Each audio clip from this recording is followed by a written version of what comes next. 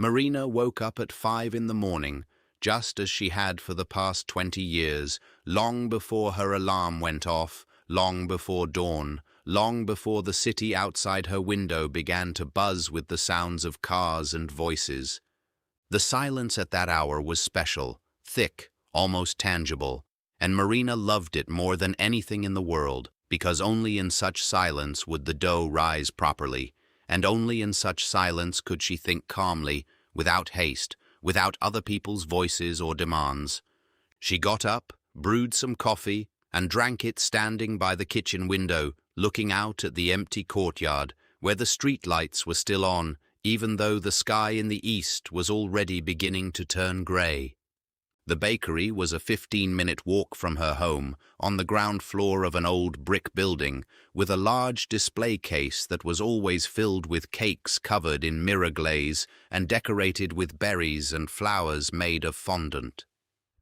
Marina had opened her business 12 years ago, starting with a small kitchen in a rented apartment and orders through friends, and now she had her own workshop, 3 assistants, and a 6-month waiting list for wedding cakes. She was 43 years old. She tied her hair back in a tight bun so it wouldn't get in the way while she worked.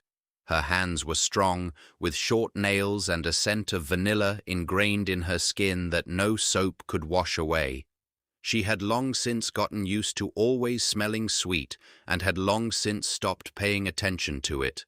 Waiting for her at the bakery was Tonya, her assistant and only true friend, round-faced, boisterous, with aprons perpetually stained with flour, and the ability to talk non-stop even when both her hands were busy working. They'd met 8 years ago when Tonya had walked in off the street to apply for a job with no experience but eyes that sparkled, and Marina had hired her, never once regretting it. "Good morning," Tonya said, without looking up from the baking sheet. "We have 3 trial orders today and 1 strange one." "What do you mean, strange?" Marina asked, taking off her coat. Tonya handed her a printed sheet with the order from the website. "The customer is requesting 2 identical wedding cakes, 3-tiered with the same decoration, white roses and gold streaks on the frosting. Everything is the same except for the delivery addresses, different ends of the city." Marina took the sheet and scanned the order text. Indeed, 2 cakes, identical in description, size, decoration, and filling, almond sponge cake with raspberry confit. One address was on Sadovaya Street, the other on Mira Avenue, across the entire city. The delivery dates matched, as did the time, exactly 4 p.m. on Saturday. "Maybe it's a mistake," Marina said. "Someone accidentally duplicated the order." "That's what I thought too," replied Tonya. "I called the customer to check. He said it wasn't a mistake, that he specifically needed 2 cakes, delivered to those exact addresses, at that exact time." His voice sounded strange, hurried, as if he didn't want to talk for long. Marina reread the order and looked at the customer's name at the bottom of the page. A.S. Artemyev. Paid by card, full prepayment, no price negotiation. "Strange," she said, but shrugged. "Since the payment went through, we'll make 2 cakes."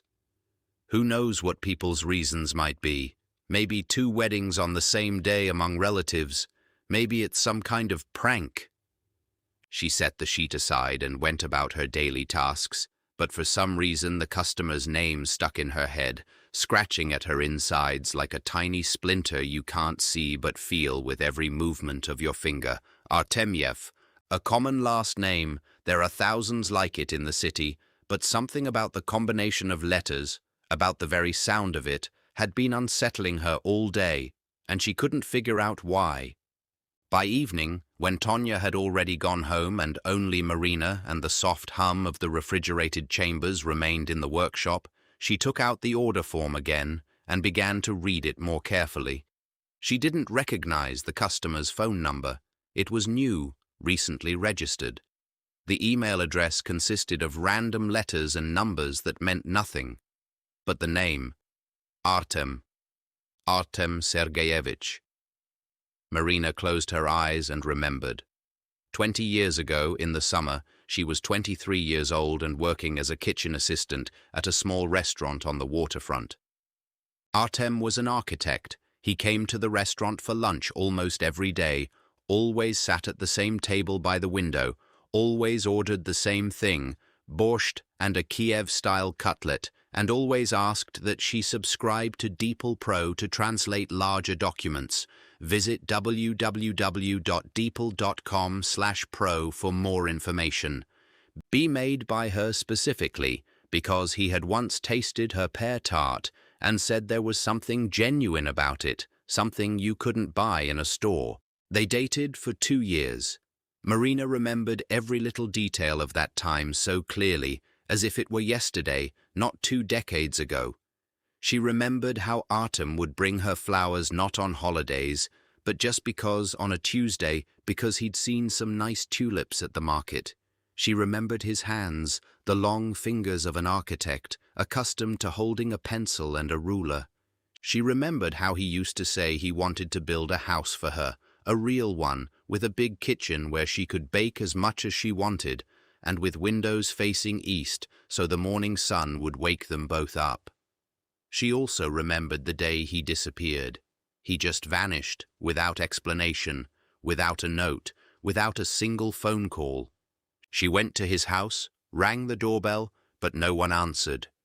She called his number, but it turned out to be disconnected. She asked mutual acquaintances, but no one knew where he was. It was as if he'd vanished into thin air, leaving behind only emptiness and unfinished conversations. A month later, she learned from a friend that Artem had moved to another city, that he'd found a job there and started a new life, and that he had no intention of marrying anyone because he was apparently already engaged, not to her, but to someone else, even before he met Marina, something he'd never mentioned. Marina couldn't pull herself together for a long time after that. She quit her job at the restaurant, moved to a different neighborhood, and started baking to order, first for her neighbors, then for friends of friends, and gradually, out of that pain, out of that emptiness, the work of her life took shape. She told herself she was grateful to Artem for leaving, because if he hadn't, she would never have become the person she had become. But somewhere deep inside, in the farthest corner of her memory, a place she hadn't visited in a long time, there remained a question to which she had never received an answer. Why? Marina looked at the application again. The coincidence of the name meant nothing. There could be dozens of Artemievs in the city, but something compelled her to open her old contact list, search social media, and type into the search bar a name she hadn't spoken aloud in 20 years.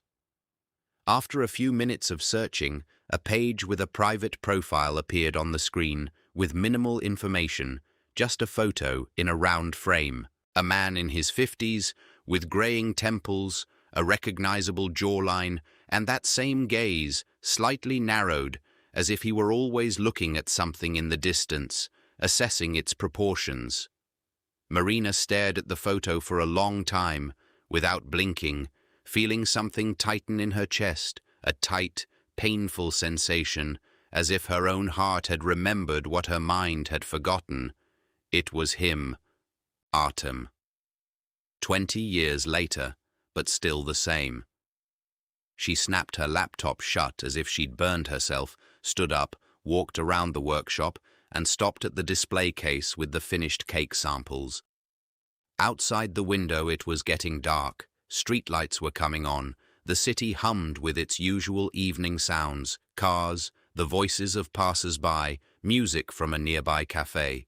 2 cakes, 2 addresses, the same date, the same time. Marina suddenly realized why the order had seemed strange to her from the very beginning. That's how people order cakes, not for just one wedding. That's how they order when there are 2 weddings. The next morning, she arrived at the shop earlier than usual, even before Tonya had woken up, even before the first rays of sunlight touched the shop window. She took out the order form again, rereading every line, every detail, as if searching for a hidden meaning she might have missed the day before. 2 identical cakes, identical decorations, identical flavors.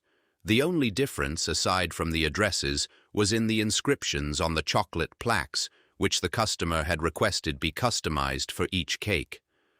On the first cake, the plaque was to read, "Irina and Artem, together forever." On the second, "Victoria and Artem, the beginning of a new life." Marina looked at these lines and felt something welling up inside her that she couldn't quite name.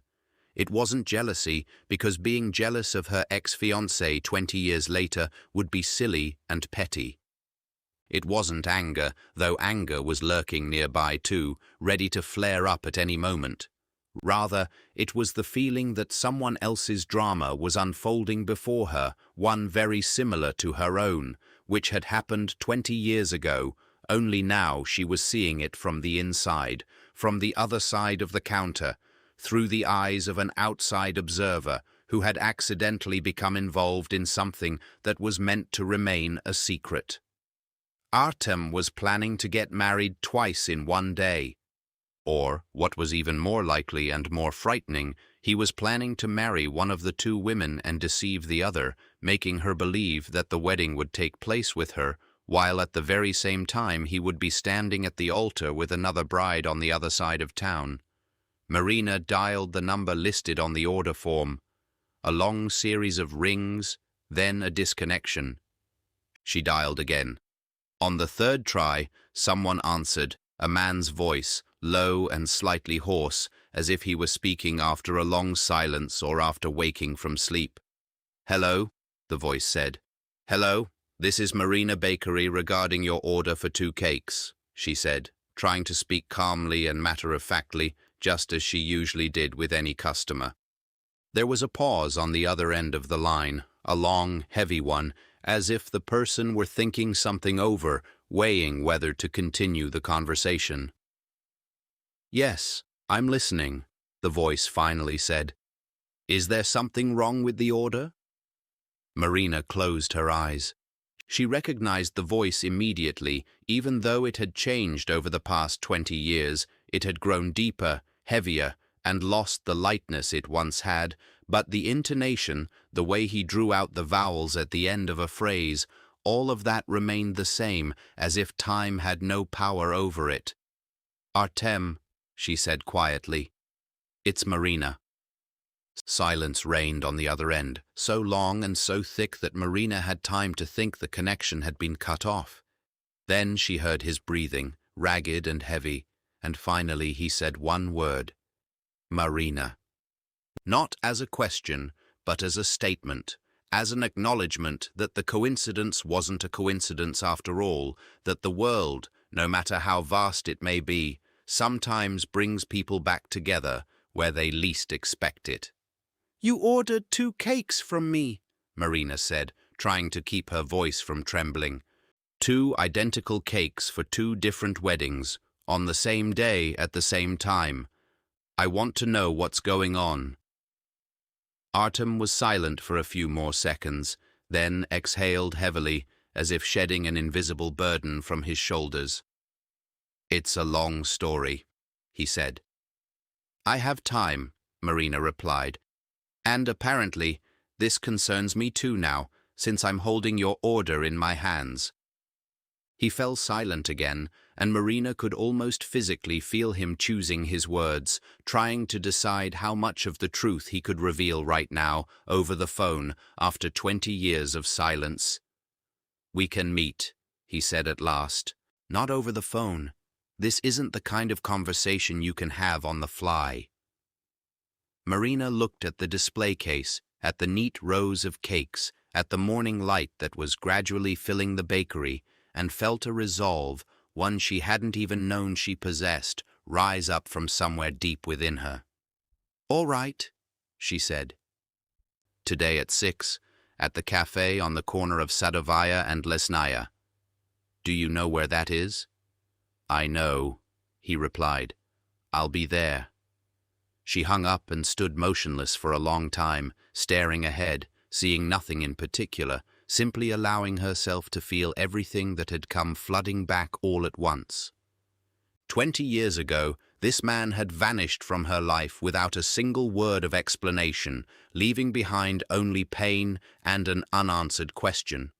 Now he had reappeared, not in person, but through an order for 2 wedding cakes, and this order revealed a story far more complicated and perhaps far more tragic than anything Marina herself had ever gone through.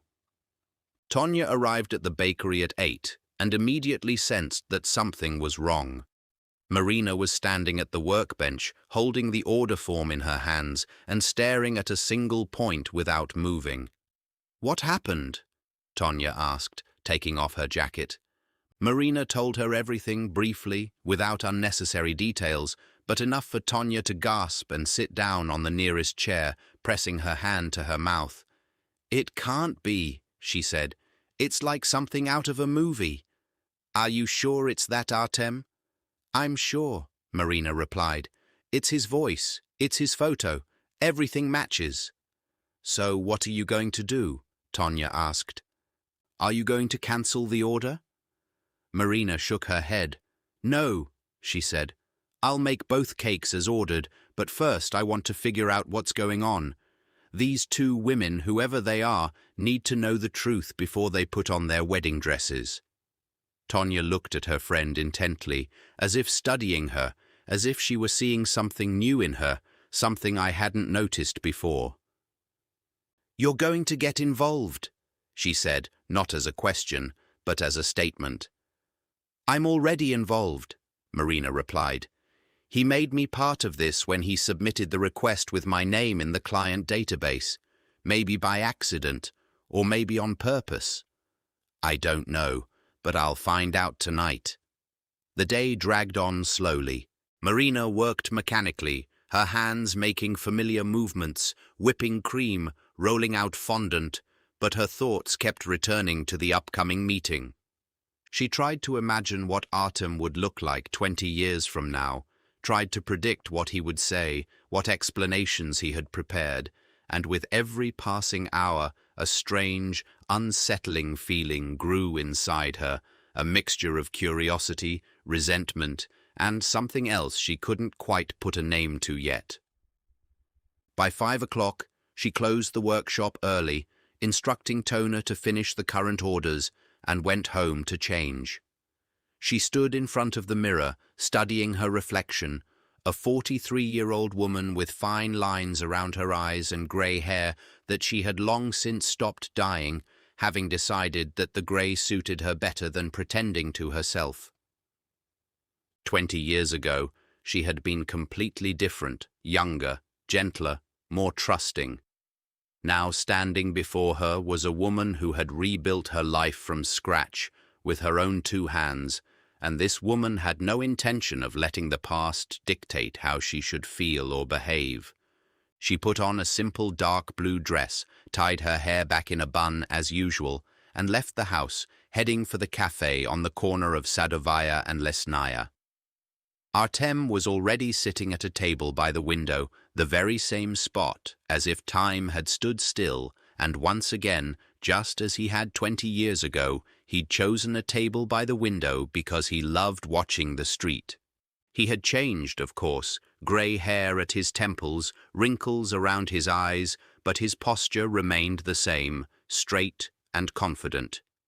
And when he saw Marina walking through the door, he stood up, and there was something so familiar, so unmistakable in his movement that Marina's breath caught for a moment. She sat down across from him, set her bag on the chair next to her, and looked him straight in the eyes. "Tell me," she said, "from the very beginning." Artem was silent for a long time, staring at the tablecloth in front of him as if gathering his strength. Then he looked up and began to speak, slowly and with difficulty, like a man who had carried something inside him for years and had now finally decided to say it out loud. "Remember when I disappeared," he said. "I told you I'd moved to another city for work. That was true, but not the whole truth. It wasn't just about work. There was a girl waiting for me, a girl I'd been engaged to even before I met you, Irina. Our families had been friends since childhood. Our parents always wanted us to get married, and I agreed because I saw no reason to refuse. But then I met you, and everything changed. I fell truly in love with you for the first time in my life, and I didn't know what to do. I dragged things out, afraid to tell the truth to either you or her, and in the end, I chickened out and just disappeared, hoping it would be easier for everyone that way. Marina listened in silence, feeling an old pain welling up inside her, a familiar pain, as if it had never gone away, but had simply been biding its time. "And you married Irina," she said, not as a question. Artem nodded. "Yes," he said. "We got married a year after I left. We've been together for 20 years. We have 2 children, both grown up now. She's a good woman, Marina. Patient, devoted, but there was never anything between us like what we had. I honestly tried to be a good husband, but something inside me always felt empty." "What does the second cake have to do with this?" Marina asked, feeling her patience begin to wear thin. "Who is Victoria?" Artem exhaled heavily and rubbed his face with his hands, as if trying to wipe away 20 years of weariness. "6 months ago, Irina got sick," he said quietly. "It was serious. The doctors didn't give her much time. She died 3 months ago." Marina felt something stir inside her, despite everything, despite all the resentment she'd carried for so many years. The death of a person, even a stranger, even someone who had unwittingly caused her own pain, resonated within her with sympathy. "I'm sorry," she said sincerely. "Thank you," Artem replied. "After she died, I was left alone. The kids live separately. They have their own families, their own concerns. I met Victoria 2 months after the funeral, too soon, I realize, but she reminded me what it's like to feel alive. We hit it off quickly, too quickly, and she proposed. I agreed because I was afraid of being alone again." "Then why 2 cakes?" Marina asked, still not grasping the main point. Artem looked at her for a long time, and in his gaze she saw something resembling despair. "Because I have 2 appointments on Saturday," he said at last. "One is a real wedding with Victoria.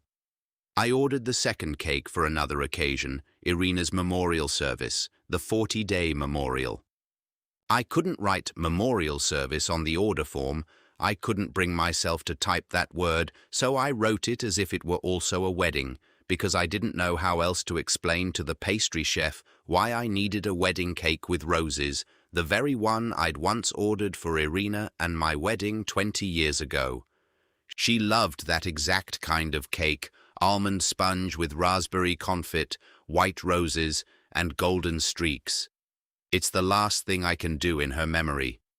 Marina sat motionless, feeling everything inside her turn upside down. The story turned out to be nothing like she'd imagined, much sadder, much more human, stripped of the dramatic deception she'd conjured in her mind. There weren't 2 brides, one deceived for the sake of the other.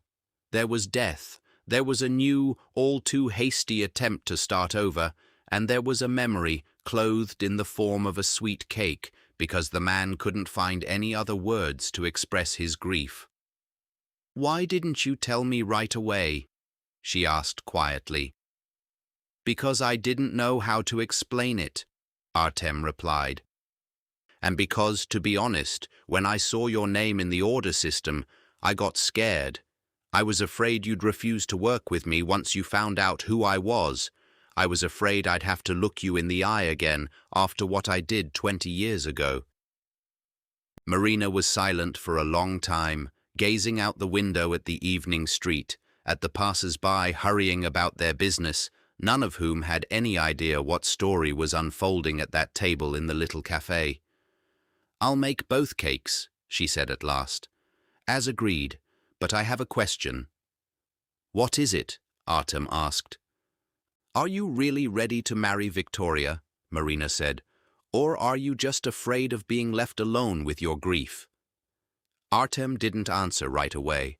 He looked at his hands, at the long fingers of an architect, which even after 20 years still trembled in moments of truth. I don't know, Artem said at last. Honestly, Marina, I don't know. Every night I think about it. Victoria is nice, kind, cheerful. It's easy with her. With her, I don't have to think about hospitals, IVs, or the smell of medicine that still haunts me in my own apartment. But sometimes I lie next to her and realize that it's not loneliness I'm afraid of. I'm afraid of the silence that sets in when there's no one around and no one to talk to, and that's not the same thing as love. Marina listened to him, and something inside her, an old grudge that had been building up for 20 years, began to melt away, giving way to something simpler and more human. Ordinary sympathy for a man who was no longer young, who had lost his wife and was now trying to piece himself back together from the shards, not always understanding what he was doing. Did you tell Victoria about this second cake? She asked. About the memorial service? Artem shook his head. No, he replied. She doesn't know that I ordered anything else besides the cake for our wedding. She thinks there will be only one event on Saturday. I'm going to go to the cemetery in the morning before the ceremony, take the cake to where Irina is buried, and then go to my wedding. Marina felt something like anxiety rising inside her, a sharp premonition that Artem's plan, no matter how sincere his intention to honor the memory of his late wife might be, was built on a lie, even if it was a small one, even if it was by omission, but a lie nonetheless, the very lie that had shattered her own life 20 years ago. Don't you think you should tell Victoria the truth? She asked. Not about me, not about our past, but about the fact that on your wedding day, you're planning to go to the cemetery to visit your first wife first. Artem looked up at her, surprised, as if the thought had never crossed his mind. Why? He asked. That's my personal business, my memory, my way of to say goodbye. Because, Marina said, trying to speak gently but firmly, if you start a new life with secrets, even small ones, even those that seem innocent, you're laying a foundation that will one day crack. I know this from my own experience. 20 years ago, you decided for me that it was better for me not to know the truth about Irina, and instead of an honest conversation, you chose silence. Look where that has led us.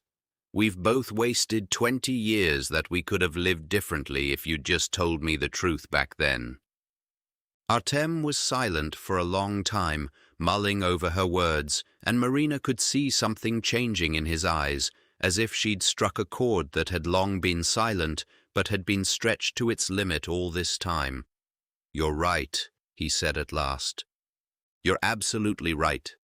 I've been afraid of honest conversations my whole life. With Irina, I didn't say much either. I kept it all bottled up inside, and in the end we lived 20 years like neighbors, polite, caring, but not truly close. I don't want to repeat that with Victoria. Marina nodded, feeling a strange sense of relief, as if, by helping this man make sense of his own life, she was finally letting go of her own old pain, the very pain she'd carried for 20 years, without admitting it to herself. Then talk to her, she said. Tell her about the second cake, about the cemetery, about what you need. Either she'll understand and support you, and then you'll have a chance at a real, honest life together, or she won't. And in that case, it's better to find out now, before the wedding, than a year from now, when it'll be too late to change anything.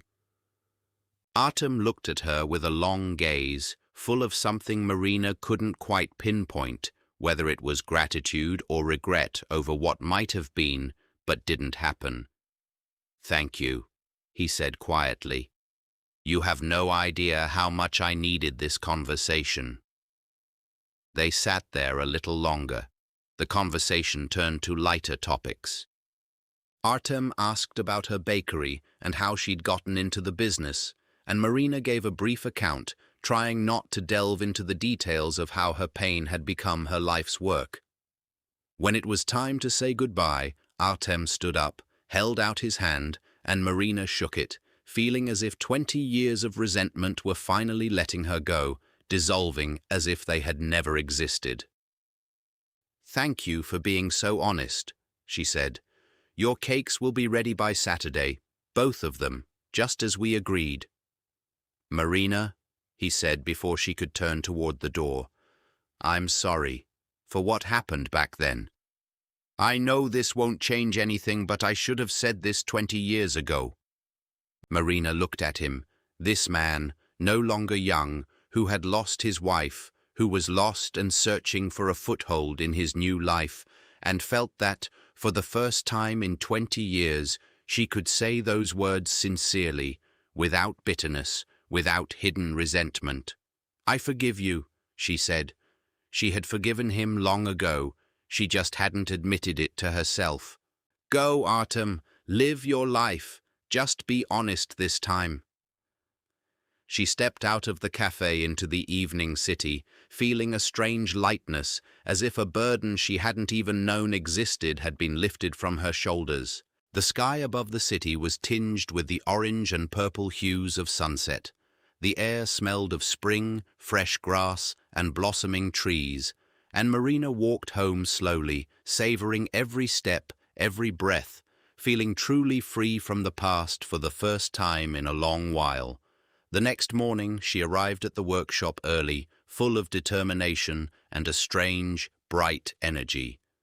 Tonya was already there, sorting through the morning orders, and when she saw Marina, she immediately stopped what she was doing and approached her with a questioning look in her eyes. "So?" she asked impatiently. "What did he say?" Marina told her everything from start to finish, while the two of them prepared the ingredients for a new order, kneaded the dough, and whipped the cream, and Tonya listened without interrupting, only occasionally gasping or shaking her head. "My God," she said when Marina finished.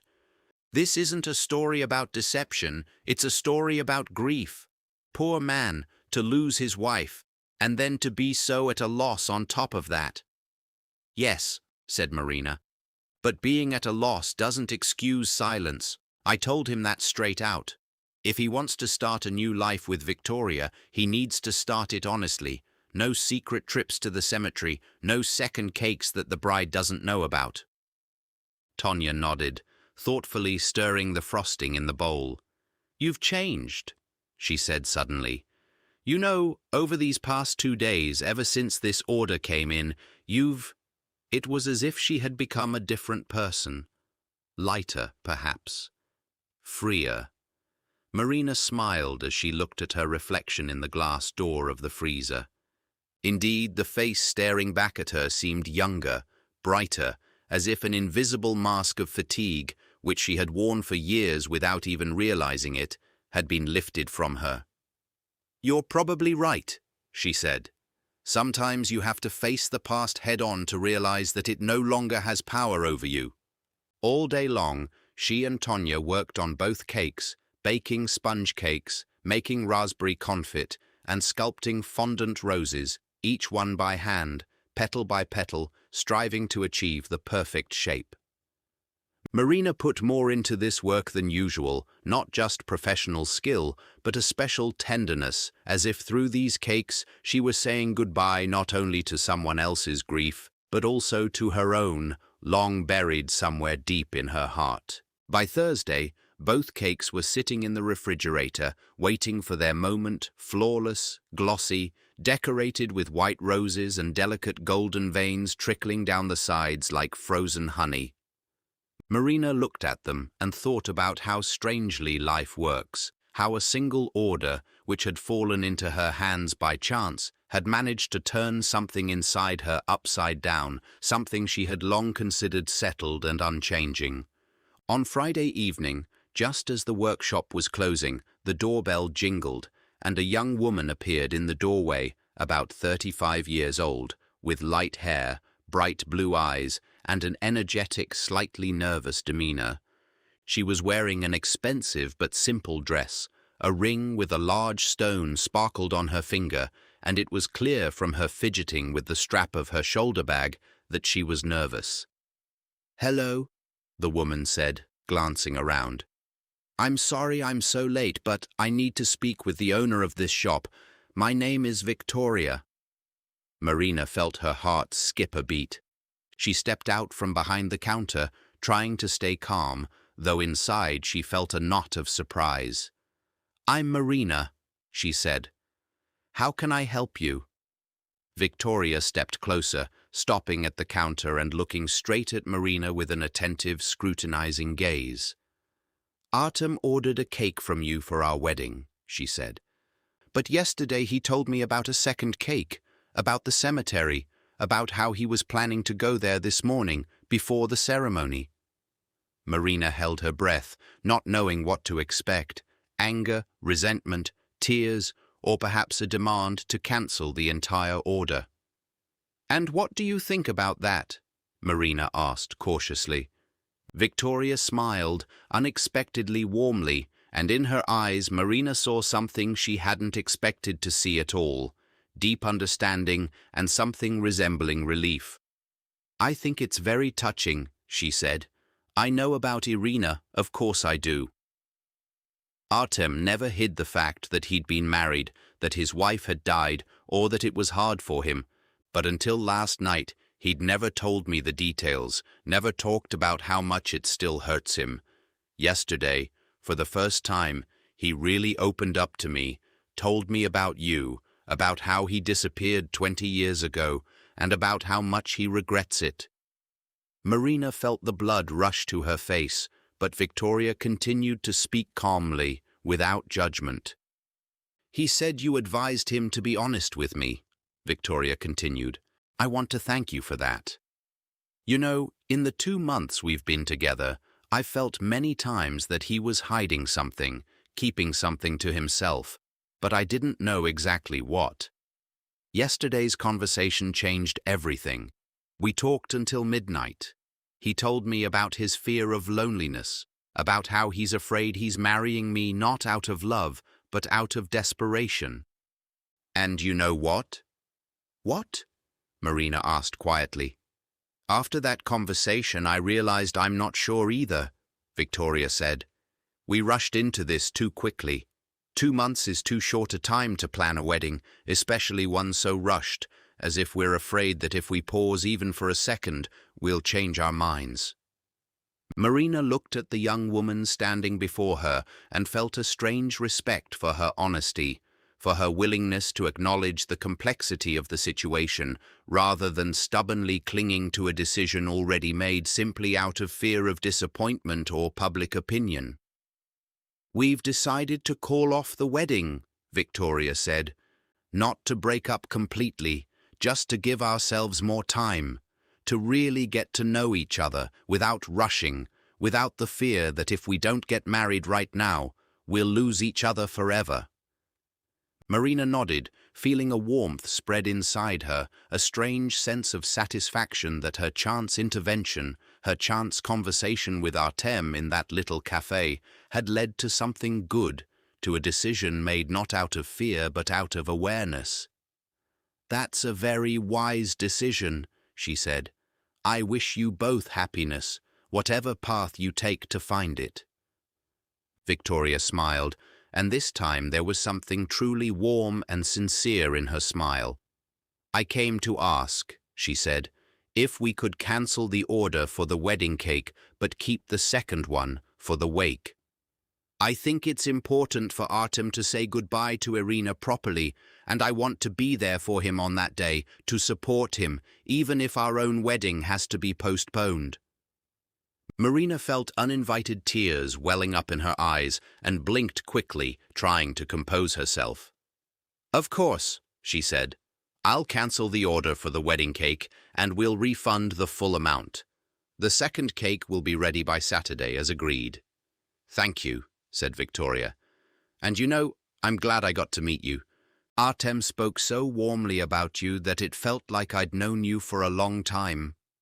She said goodbye and left the shop, while Marina stood at the counter for a long time, staring at the closed door, feeling as if something inside her had finally fallen into place, as if the last piece of the puzzle she'd been searching for all these years had finally been found.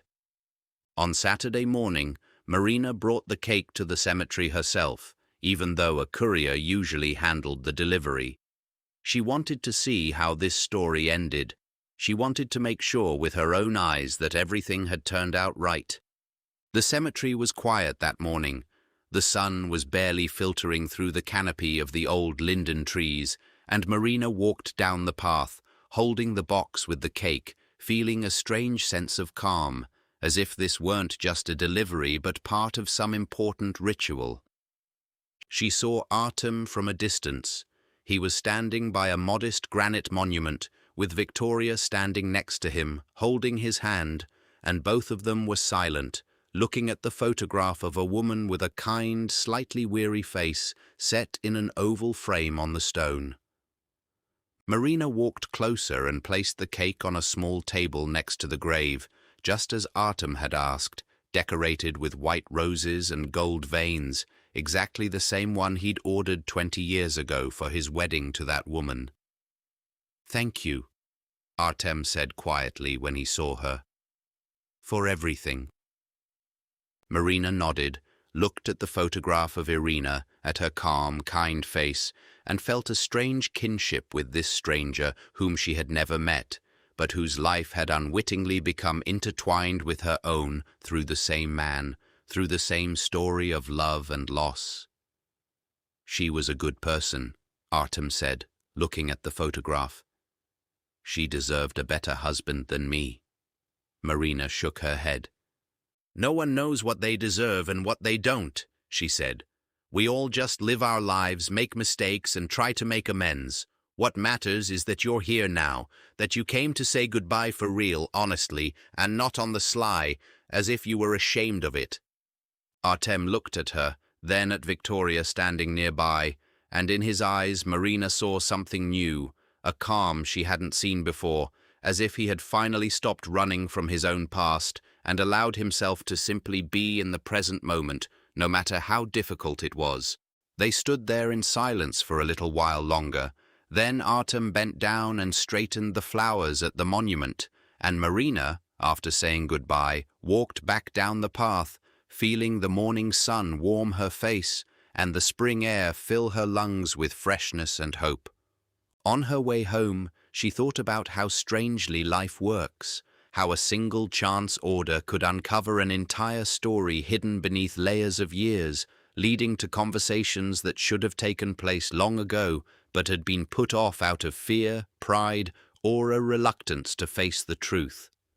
She thought about Irina, whom she had never known, but whose death had, in some strange way, freed her from the burden of an old grudge.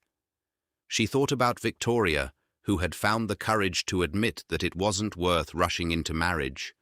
She thought about Artem, who had finally learned to be honest, even if it was 20 years later, even if it was too late for his relationship with Marina, but just in time for a fresh start.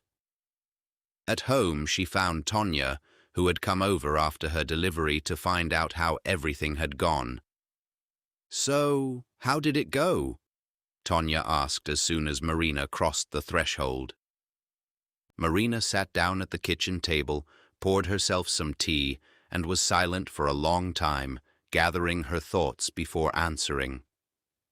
"You know," she said finally, "I thought this assignment would uncover a story of deception, a story of two women deceived by one man. But instead it revealed a story of grief and a story of honesty, and, it seems, helped me a little to let go of what I'd been carrying inside me for 20 years. Tonya smiled, sat down across from her, and poured herself a cup of tea as well. "You know what I think," she said. "I think that sometimes the strangest orders, the most baffling requests from clients, hide the most important stories.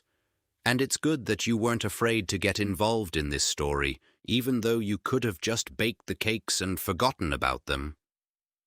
Marina nodded, looking out the window at the spring courtyard, where the first leaves had already begun to sprout on the trees, where children were playing on the playground, where life went on as usual, unaware of the little dramas unfolding behind the closed doors of pastry shops, behind the display cases with wedding cakes, behind every human story hidden in the frosting and fondant roses. A week later, Artem came back to the shop, this time alone without warning.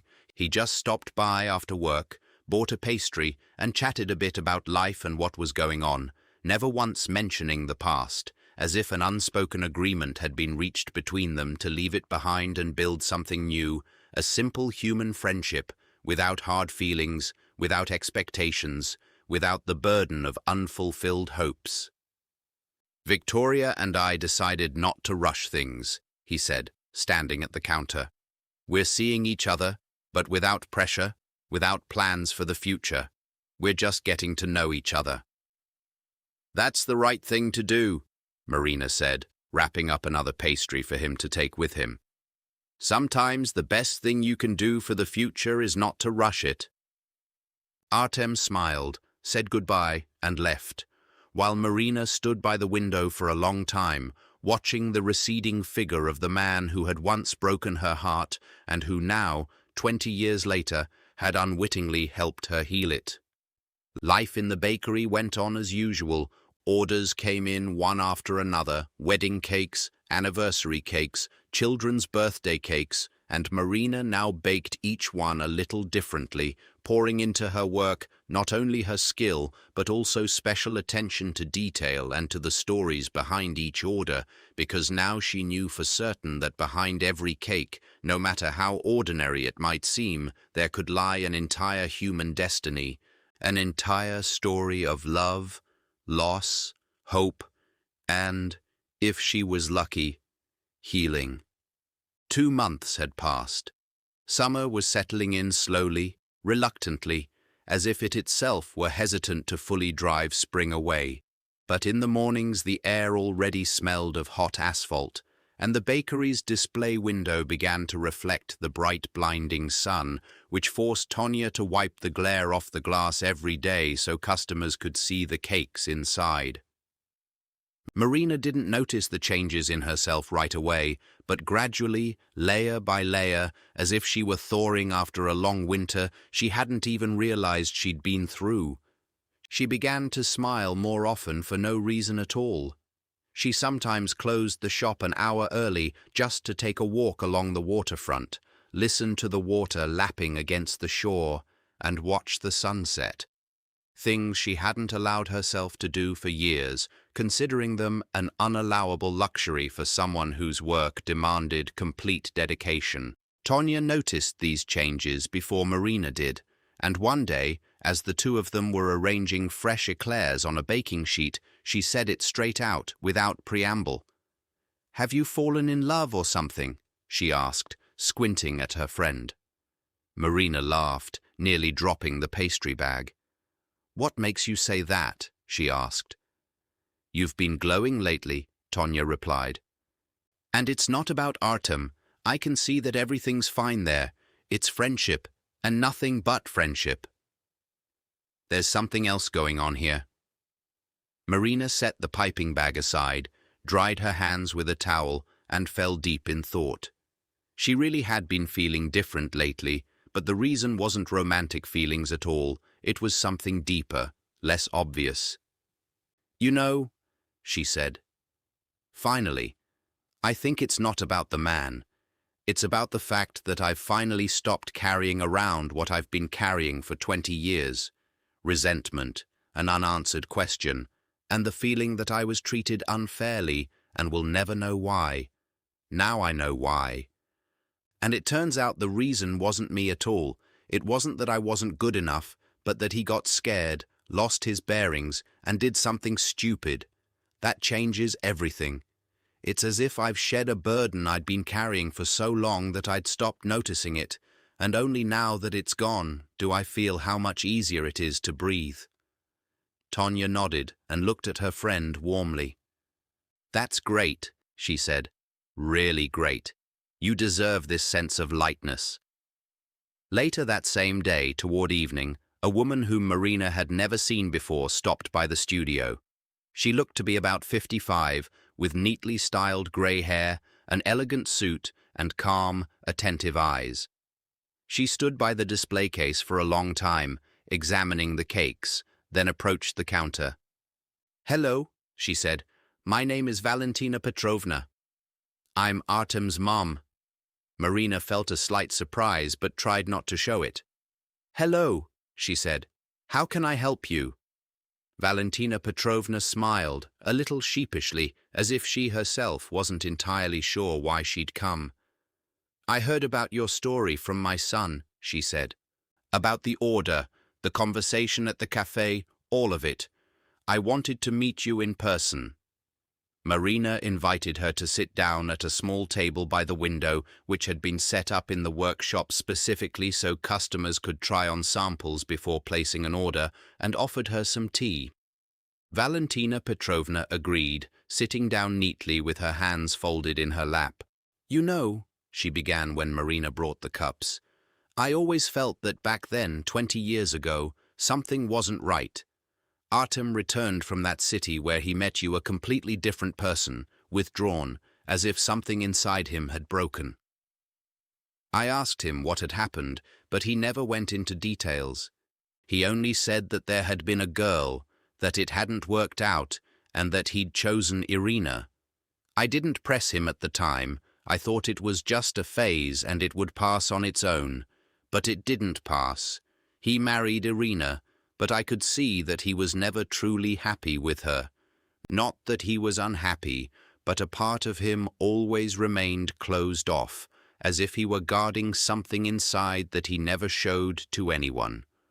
Marina listened, feeling a strange sense of unease at the fact that a stranger, the mother of that very man, was speaking aloud, after so many years, about what she herself had suspected but could never confirm.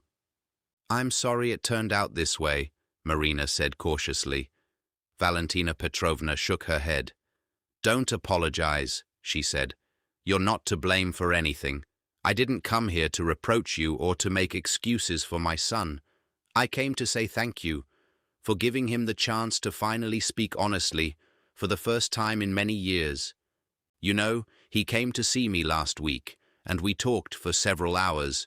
He told me everything about you, about how much he regrets that decision, about Irina, about her illness, about how lonely he felt during the last years of her life when he was caring for her but couldn't truly share that pain with her because there was always some kind of wall between them. For the first time in 20 years, I saw my son as he really is, not hiding, not wearing a mask of happiness, and it's all thanks to you." Marina felt a lump rise in her throat, but she tried to hold back her emotions. She took a sip of tea to give herself a moment to compose herself. "I just told him what I was thinking," she said. "Nothing more." "Sometimes that's enough," replied Valentina Petrovna.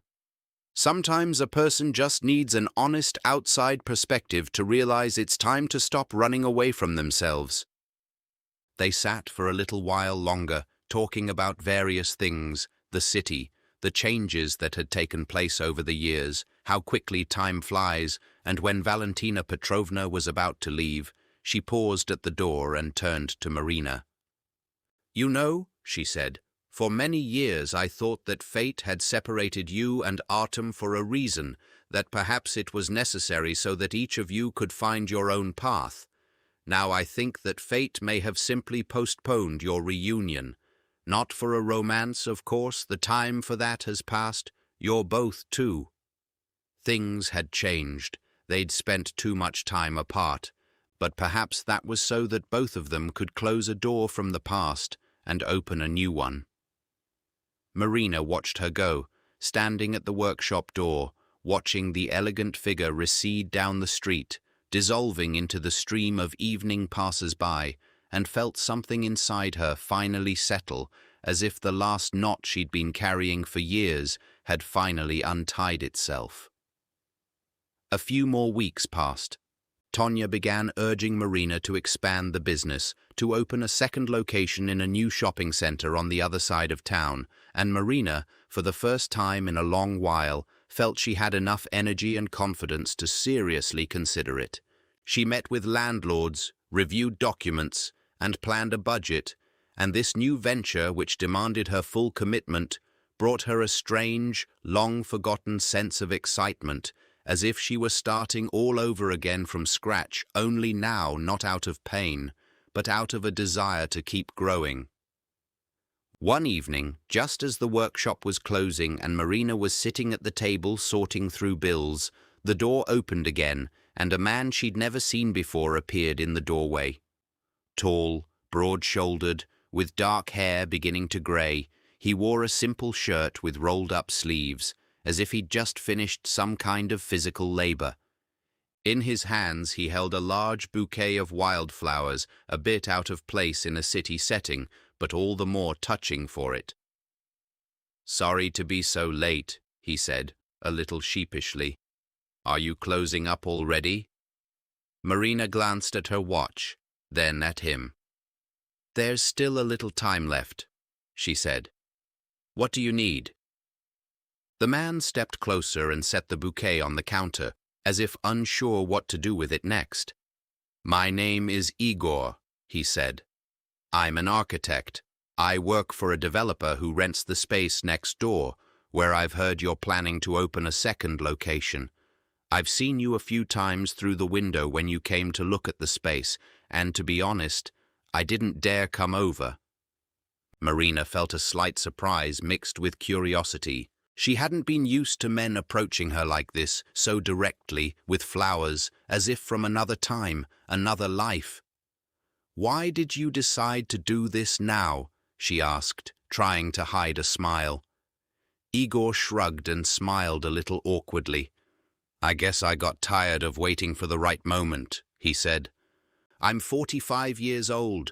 I've been divorced for 5 years. I have a grown daughter who lives on her own, and lately I've been thinking a lot about how life is passing me by, and I keep putting off the moments that seem important to me, out of fear of looking silly or pushy. I decided it was time to stop putting things off."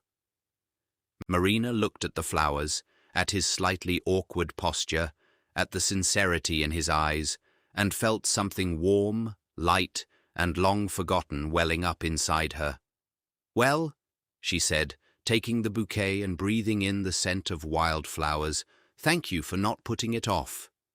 Would you like some tea? I actually have some fresh raspberry pie that I baked today to try out a new recipe."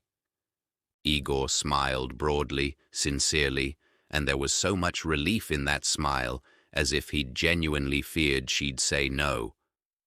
"I'd love to," he said.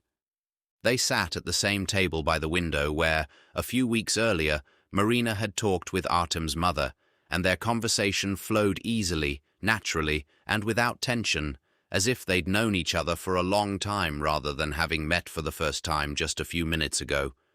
Igor talked about his work, about how he designs houses, striving to ensure that each one has plenty of light, because he himself had grown up in a dark, cramped apartment and had dreamed since childhood of building bright, spacious places. Marina talked about her business, about how something real had grown out of pain and disappointment, something that brought joy not only to her, but also to the hundreds of people who came to her for cakes to celebrate the most important days of their lives. "You know," Igor said at one point, "I heard a story about 2 cakes you made a couple of months ago. The whole neighborhood was talking about it. One of your customers told my colleague, and he told me. They say you literally saved someone's life, helped a person make the right decision." Marina smiled, looking a little embarrassed. "I didn't exactly save a life," she said, "but I guess I helped a little. Figure things out. Sometimes people just need an honest conversation to see what they themselves are afraid to face."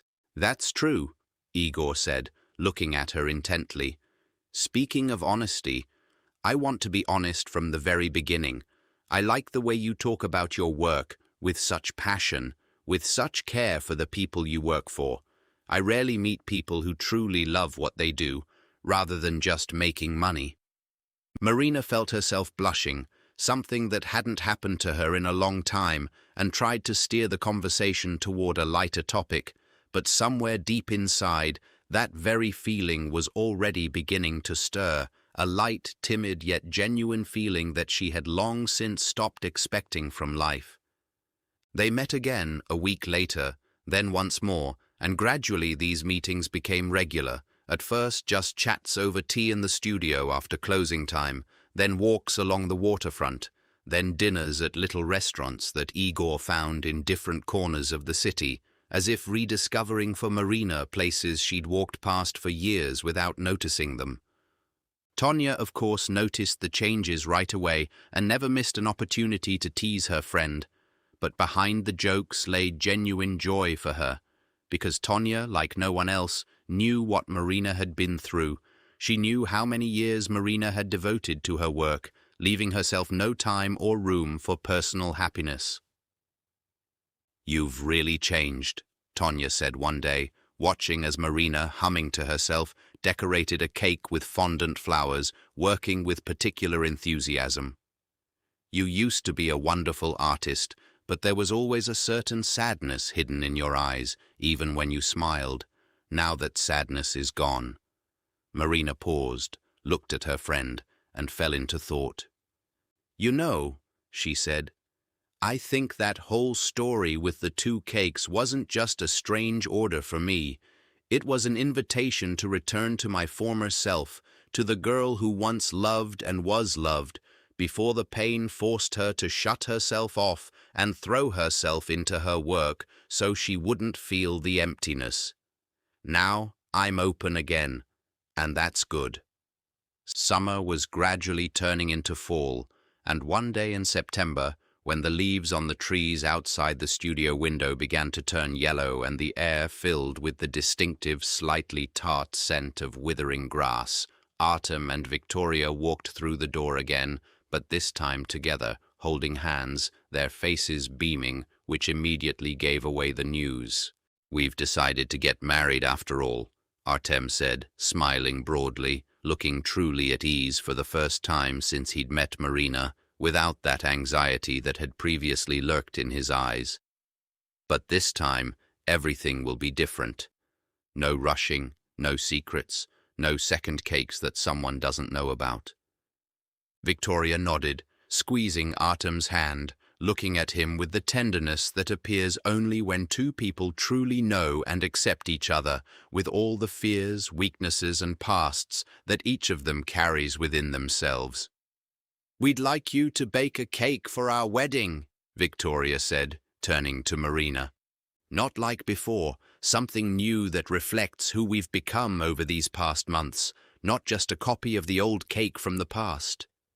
Marina felt a wave of warmth wash over her as she looked at this couple who had found the courage to pause, give themselves time, and ultimately reach a decision based not on the fear of loneliness, but on true, hard-won love. "I'd be happy to," she said. "Tell me what kind of wedding you envision, and I'll design a cake that's truly yours."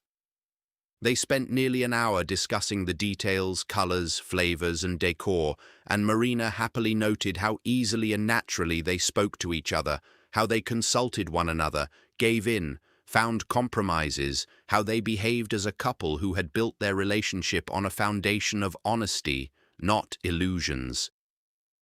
After they left, Marina stood by the window for a long time, looking out at the autumn street and the falling leaves, and thinking about how surprisingly life sometimes unfolds. One strange order for 2 identical cakes sent to different addresses set off a whole chain of events that changed the fates of several people, including her own. In October, Marina was getting married herself.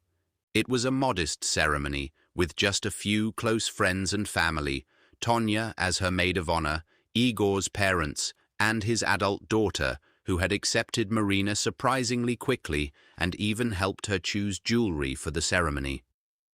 Marina baked the cake for her own wedding herself, simple, of course, but elegant.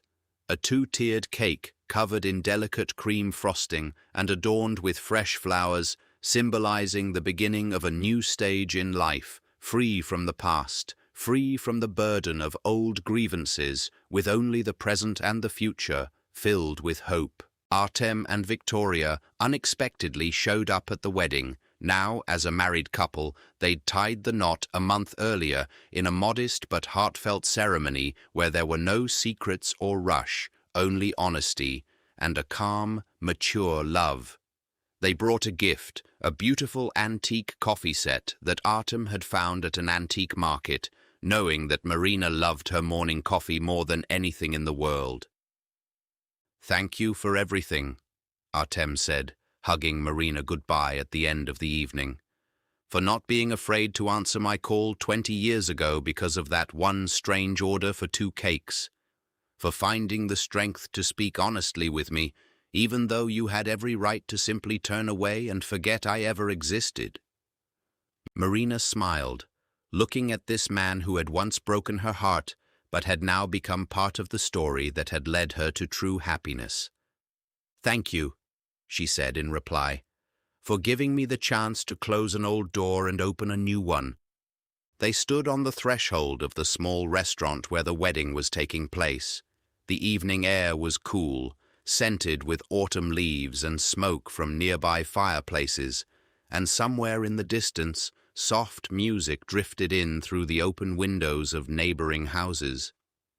Marina looked at Igor, who was standing a little ways off, talking with Tonya and laughing at some joke, and felt her heart fill with gratitude for everything she'd had to go through, for all those years of pain and loneliness, for the unexpected twist of fate that had led to this evening, full of warmth, love, and genuine hard-won joy.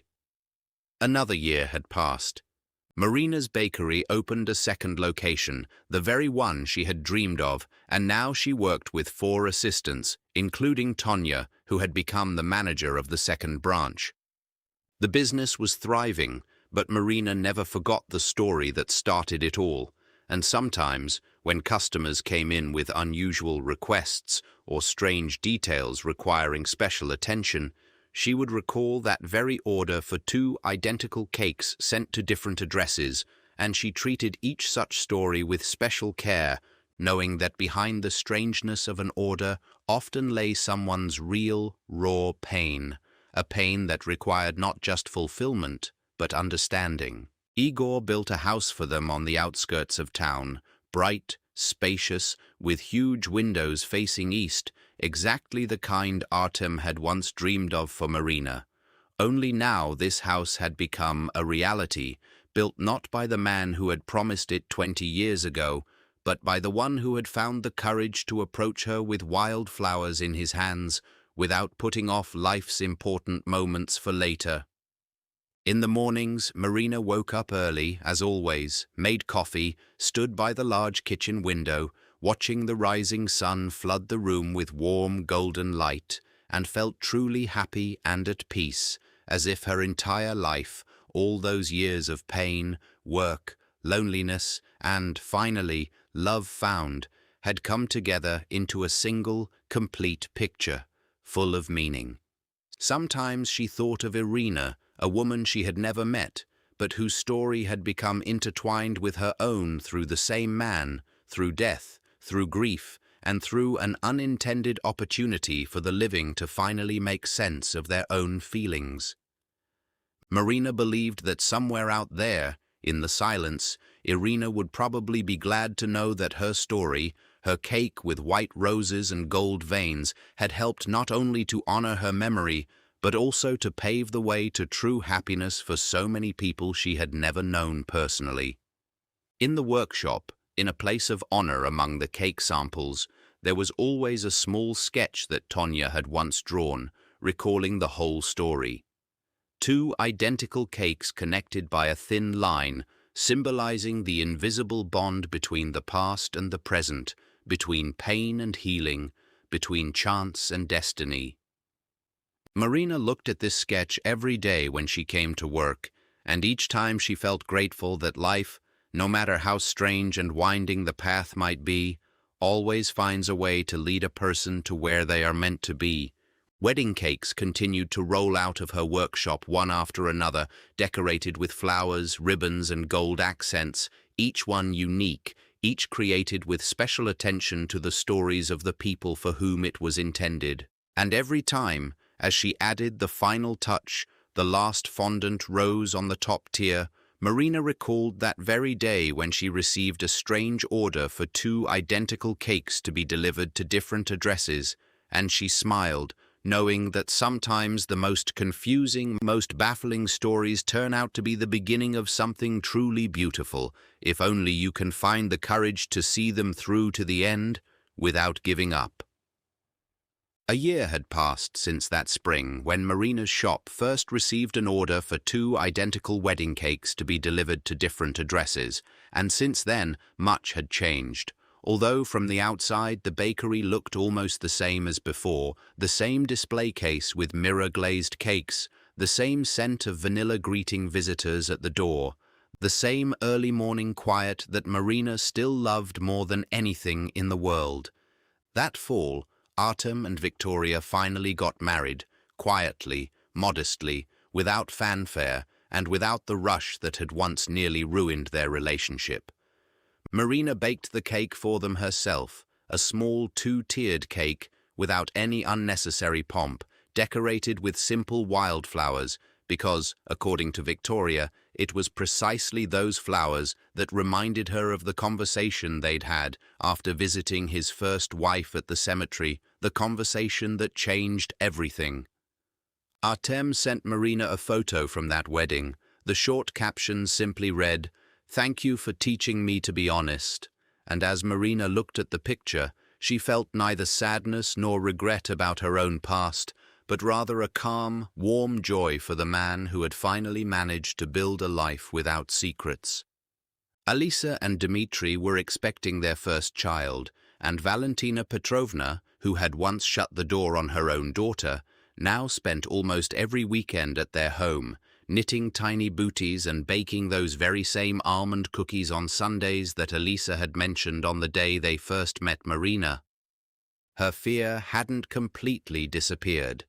Valentina Petrovna admitted that every time Dmitri left for a shift, her heart would sink, but now she coped with that fear not through silence and estrangement, but through honest conversations with her daughter, support, and hugs that made up for the years of loneliness. Tonya, who had been watching her friend all this time, once told her over evening tea, after the workshop had already closed and a light autumn rain was falling outside the window, that she'd noticed something interesting.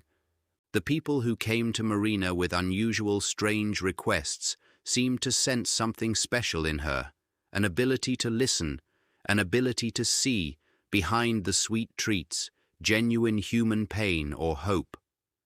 Marina just smiled in response, not knowing how to explain it even to herself, but feeling that somewhere deep inside, her own story, the story of a man who disappeared without explanation, of years of silence and resentment, of belated but sincere forgiveness, had taught her to see in other people what she had previously noticed only in herself.